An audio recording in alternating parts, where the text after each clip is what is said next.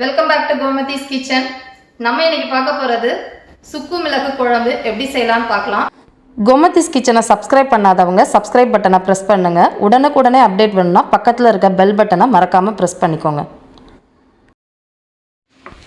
சுக்கு மிளகு பூண்டு குழம்பு செய்ய தேவையான பொருட்கள் என்னென்னங்கிறத பார்த்துடலாம். நான் இன்றைக்கி பெரிய பூண்டா ஒரு கப் அளவுக்கு வர அளவுக்கு எடுத்து வச்சுருக்கேன். 10லேருந்து 12 சின்ன வெங்காயம், ஒரு பெரிய எலும்புச்சம்பளம் அளவுக்கு புளி எடுத்துக்கோங்க, 3/4 டேபிள் ஸ்பூன் அளவுக்கு மஞ்சள் தூள்.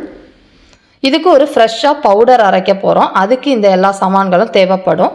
அதுக்கு பார்த்தீங்க அப்படின்னா 1 டீஸ்பூன் அளவுக்கு வெந்தயம், 3 வரமிளகாய், 2 டேபிள் ஸ்பூன் தனியா, ஒரு அரை டேபிள் ஸ்பூன் கடலைப்பருப்பு, 1/2 டேபிள் ஸ்பூன் மிளகு, 1 இன்ச் சைஸுக்கு சுக்கு எடுத்துக்கலாம், சீரகம் 1 டீஸ்பூன், ஒரு அரை டீஸ்பூன் எள்ளு. இது எல்லாம் தான் நம்ம இன்றைக்கி ஃப்ரெஷ்ஷாக பவுடர் அரைக்க தேவையான பொருட்கள். கருவேப்பிலை சிறிதளவு, கடுகும் கறிவடகமும் தாளிக்கிறதுக்கு. கறிவடகம் இல்லை அப்படின்னா சீரகமும் வெந்தயமும் கொஞ்சம் அதிகமாக போட்டு தாளிச்சுக்கலாம். நல்லெண்ணெய் இதுக்கு தேவைப்படும். உப்பு தேவையான அளவு. இதுதான் நம்ம இன்றைக்கி சுக்கு மிளகு பூண்டு குழம்பு செய்ய தேவையான பொருட்கள். இதை வச்சு நம்ம இப்போ எப்படி செய்யலாங்கிறத பார்க்கலாம். ஃபஸ்ட்டு மசாலா சாமான்கள்லாம் வறுத்து பொடியாக்கிக்கலாம். அதுக்கு இப்போ ஒரு கடாயில் எல்லாத்தையும் ட்ரையாக ரோஸ்ட் பண்ணி பவுடர் அரைச்சிக்கலாம். சுக்கு மட்டும் நம்ம வறுக்கக்கூடாது, அதனால் தனியாக எடுத்து வச்சுக்கோங்க. வறுத்தா அதோட ஃப்ளேவர் போயிடும். வாங்க, இப்போ நம்ம எடுத்து வச்சுருக்க தனியா, கடலைப்பருப்பு, மிளகாய் இது 3ஐயும் மட்டும் ஃபஸ்ட்டு நல்லா செவந்து வாசம் வர அளவுக்கு மீடியம் தீயில் வச்சு வறுத்து எடுத்துக்கோங்க. பார்த்து ஹை ஃப்ளேமில் வச்சு இது தீச்சிட்டோம் அப்படின்னா நம்மளோட குழம்போட ஃப்ளேவர் வேறு மாதிரி ஆகிடும். அதனால் இதை நல்லா மீடியம் தீயிலே நல்லா வறுத்து எடுத்துக்கலாம். இதுலேயே ஒரு 4 கருவேப்பிலை இலை போட்டுக்கிட்டோம் அப்படின்னா அதோட வாசனை நல்லா இருக்கும். அதையும் அது நல்ல பச்சை இலை நல்லா காயிற அளவுக்கு நல்லா இதையும் வறுத்து எடுத்துக்கலாம். இப்போ பார்த்தீங்கன்னா தெரியும், நம்ம போட்டிருக்க மசாலா சாமான் வறுபட்டுருச்சு. இப்போ இதை இந்த அளவுக்கு வறுபட்டால் போதும். இதை இன்னொரு பிளேட்டுக்கு நம்ம மாற்றி இதை ஆற விட்டுறலாம். இப்போ அதே கடாய் இந்த அளவுக்கு வறுபட்டால் போதும் நமக்கு. இப்போ அதே கடாயிலே மற்ற சாமான்கள்லாம் போட்டு வறுத்துடுவோம்.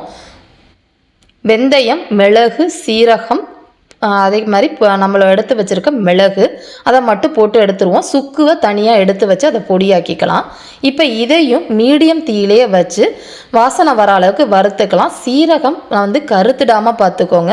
சீரகம் கருத்துச்சு அப்படின்னா ஃப்ளேவர் ஒரு மாதிரி நம்மளோட குழம்பு கடுத்த மாதிரி ஆகிடும். இந்த அளவுக்கு எல்லாமே ஈவனாக சீரகம் கலர் சேஞ்ச் ஆகாமல் இதே மாதிரி இருக்கப்பே வறுத்து அதையும் நம்ம அந்த பிளேட்டுக்கே மாற்றி அதை ஆற விட்டுருவோம்.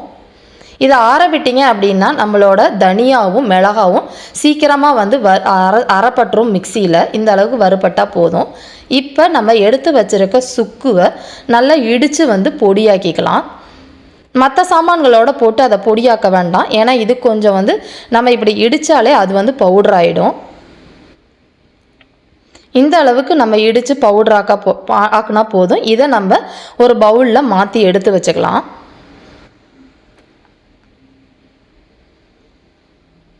சுக்கு அதிகமாகாமல் பார்த்துக்கோங்க, இல்லாடி இதுவும் நம்ம குழம்பு ரொம்ப கடுத்த மாதிரி ஆகிடும். இந்த அளவுக்கு நம்ம இடித்து பொடியாக்குனா போதும். இப்போ நம்ம மசாலா சாமான்கள்லாம் பவுடராக்கி எடுத்து வச்சுக்கலாம். ஆறுனதுக்கப்புறமா நல்லா இதை நல்லா ஃபைன் பவுடராக அரைச்சி எடுத்துகிட்டு வந்துடுவோம். இந்த அளவுக்கு வறுப்பத்து அரைச்சா போதும். ரெண்டும் நம்மளோட மசாலா பவுடர் ரெண்டும் ரெடி ஆகிடுச்சு. மற்ற குழம்பு எப்படி வைக்கலான்னு பார்க்கலாம். இப்போ ஒரு பேனில் ஒரு 4லேருந்து 5 டேபிள் ஸ்பூன் அளவுக்கு நல்லெண்ணெய் ஊற்றி நல்லா அதை சாயிற அளவுக்கு வெயிட் பண்ணலாம். நீங்கள் நிறைய எண்ணெய் ஊற்றுனீங்க அப்படின்னா இந்த குழம்பு நீங்கள் 4 நாள் வரைக்கும் வெளியிலே வச்சா கூட நல்லாயிருக்கும். இதுக்கு கடுகும் நம்ம எடுத்து வச்சுருக்க கறிவடகத்தையும் போட்டு பொரிய விட்டுறலாம், தாளிப்பு கொடுத்துடலாம்.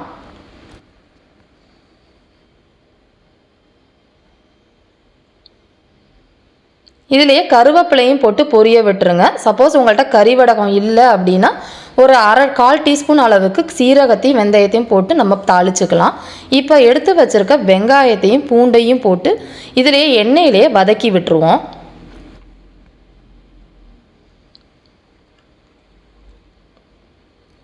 ரொம்ப பூண்டு செவந்துடக்கூடாது. செவந்தாலும் அதோட வாசனை வேறு மாதிரி இருக்கும். இந்த அளவுக்கு வதக்குனா போதும் நமக்கு.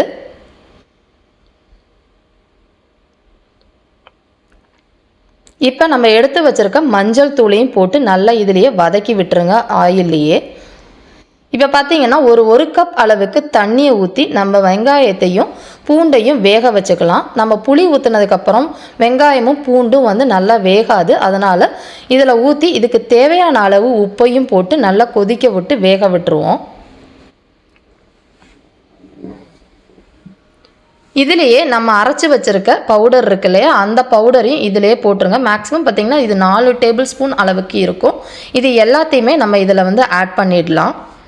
ஏன்னா இந்த பவுடர் தான் நம்ம குழம்பை நல்லா திக்காக பேஸ்ட் ஆகிற அளவுக்கு யூஸ் ஆகும்.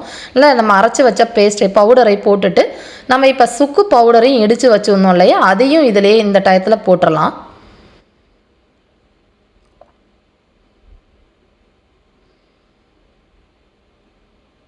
இதையும் ஆட் பண்ணிவிட்டு இப்போ எந்த அளவுக்கு கொதிக்கணும் அப்படின்னா இது நல்லா பச்சை வாசனை போய் எண்ணெய் பிரிஞ்சு வர அளவுக்கு பூண்டும் வெங்காயமும் நல்லா வெந்து வர அளவுக்கு இதை வேக விடுவோம். ரொம்ப ஹை ஃப்ளேமில் வேக விடாதீங்க.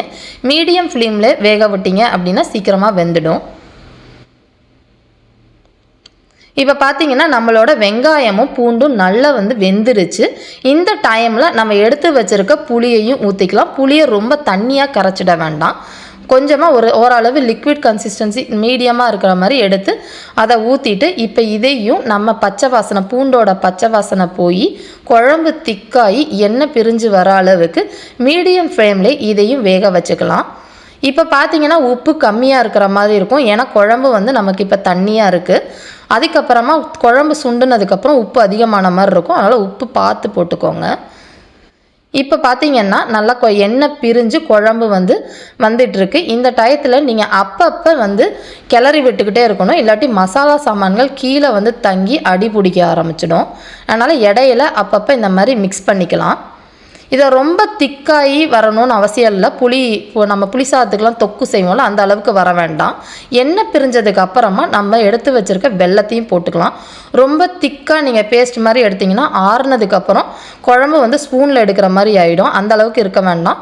இப்போ இந்த அளவுக்கு லிக்விட் கன்சிஸ்டன்சியாக இருக்கிறப்ப எண்ணெய் பிரிஞ்சோன்னா கடைசியாக கருவேப்பிலையும் போட்டு நம்ம ஸ்டவ்வை ஆஃப் பண்ணிடலாம். நம்மளோட பூண்டு சுக்கு மிளகு குழம்பு ரெடி ஆகிடுச்சு. இதை நீங்கள் சூடான ரைஸு இட்லி தோசை இதோட சாப்பிட்றப்ப சர்வ் பண்ணுறப்ப ரொம்ப நல்லாயிருக்கும். இதை நீங்கள் 4 நாள் வரைக்கும் வெளியில் வச்சு கூட நீங்கள் சர்வ் பண்ணலாம். இதை நீங்கள் செஞ்சு பார்த்துட்டு கமெண்ட் பண்ணுங்கள். இந்த வீடியோ பிடிச்சிருந்துச்சு அப்படின்னா லைக் பண்ணுங்கள், ஷேர் பண்ணுங்கள். மறக்காமல் எங்கள் சேனலை சப்ஸ்கிரைப் பண்ணி வச்சுக்கோங்க. தேங்க்ஸ் ஃபார் வாட்சிங்.